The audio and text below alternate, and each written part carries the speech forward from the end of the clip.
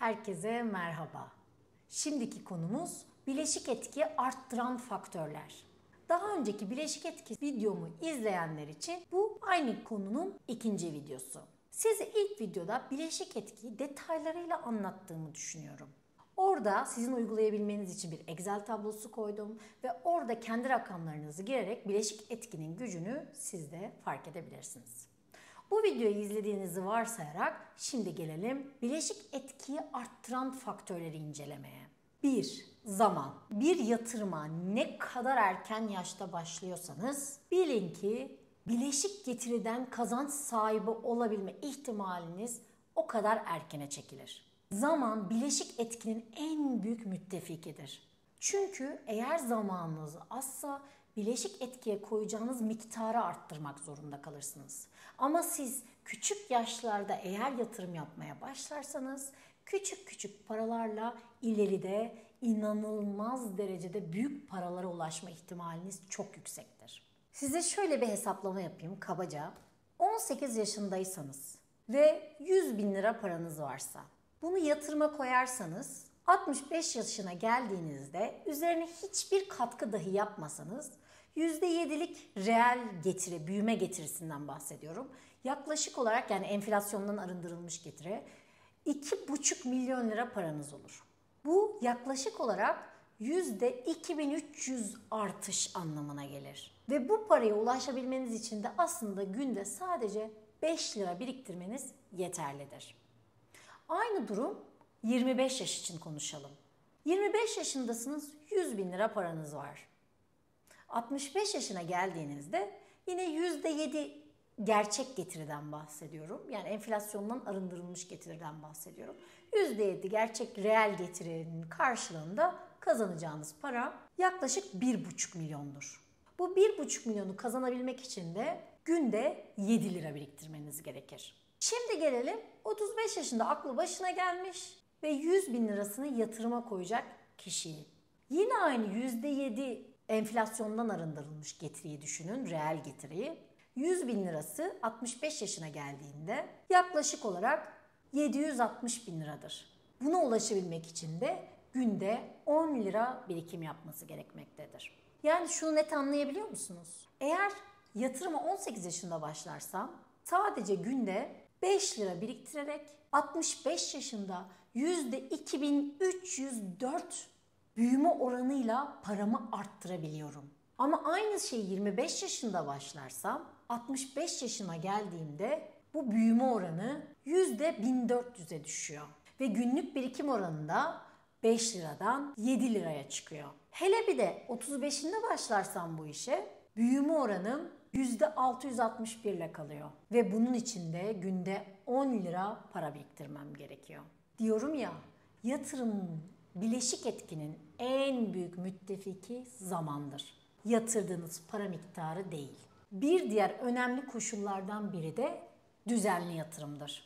Düzenli yatırmak iki şekilde bize avantaj sağlar. Bunlardan birincisi bileşik etkinin gücünü arttırarak sağlar ve bileşik etkiyi sürekli haline getirir. Para büyür, bileşik etkiyle para büyür. Siz yatırırsınız, siz yatırdığınızda para daha da büyür.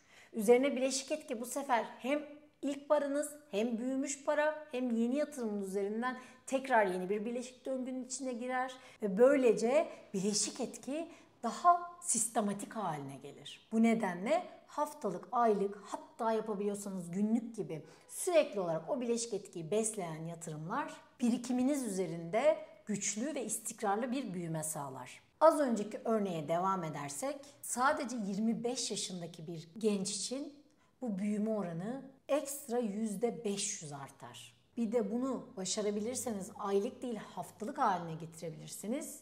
Büyüme oranınız %470'e kadar artar. Bu nedenle bileşik etkiyi arttırabilmek için en önemli bakacağımız şey 1. Erken yaşta yatırım yapmak, 2. Düzenli yapmak, 3. Yatırımı sıklaştırmak. Bunun dışında da risk alabilme yeteneğimiz, riski ölçebilmemiz ve doğru zamanda makul riskleri alabilmemiz bileşik getirideki faiz oranını arttırır, getiri miktarını yükseltir ve bizi daha erken emekliliğe ulaştırır. Aynı zamanda bir diğer faktör de yatırımın çeşitlendirilmesidir. Yatırımdaki temel amaç sermayeyi koruyabilmektir. Sermayeyi korursanız ve ona düzenli yatırım yaparsanız işte asıl o noktada bileşik etkinin gücü ortaya çıkar.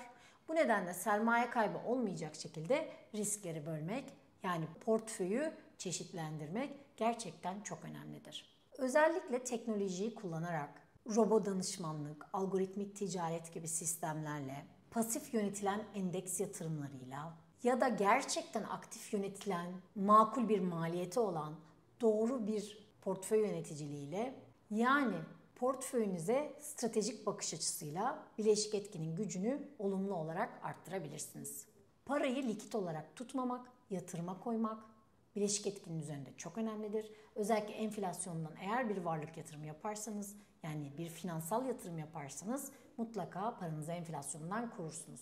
Ki bileşik faizin önündeki en büyük sorunlardan biri de enflasyonun çapalama etkisidir. Özellikle piyasa döngülerini anlarsanız ve bu döngülerde stratejik davranmayı öğrenebilirseniz, ki bu finansal bilginizi arttırmakla olur, o zaman size her dönem kendi içerisinde büyük fırsatlar sunar. Yükseliş dönemlerinde yatırımlarınızı büyütüp düşüş dönemlerinde alımlarınızı arttırırsınız. Portföyünüzün içi de birçok varlıktan oluştuğu için her dönem mutlaka belirli varlıklarınız değer kazanır.